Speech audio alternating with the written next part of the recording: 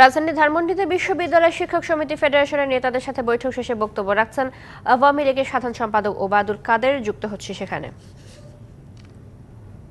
সাংবাদিক ভাই ও বোনেরা, জানেন আন্দোলনরত পাবলিক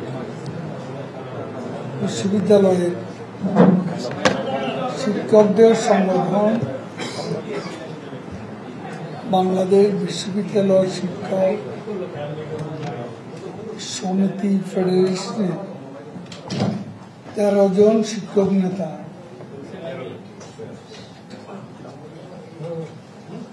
আজ সকালে বাংলাদেশ আওয়ামী লীগ সভাপতি বঙ্গবন্ধু কন্যা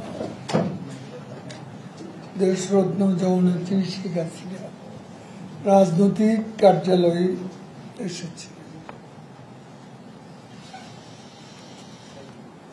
বাংলাদেশ বিশ্ববিদ্যালয় শিক্ষক সমিতি ফেডারেশনের সভাপতি আখতারুল ইসলাম এবং সাধারণ সম্পাদক প্রফেসর নিজামুল হক ভূঁইয়ার নেতৃত্বে 13 জন শিক্ষক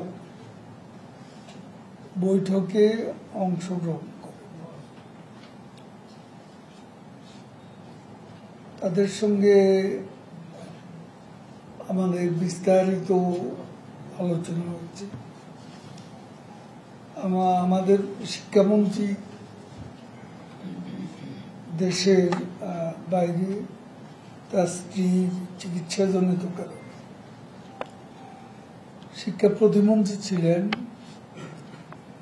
এবং শিক্ষা উপদেষ্টা ছিলেন আমাদের দুজন জয়েন্ট সেক্রেটারি মাহবুবুল আলম হানিফ, বাহাউদ্দিন নাসিম আর ফরমাবাদ, দপ্তর সম্পাদক বিপ্লব বড়ুয়া,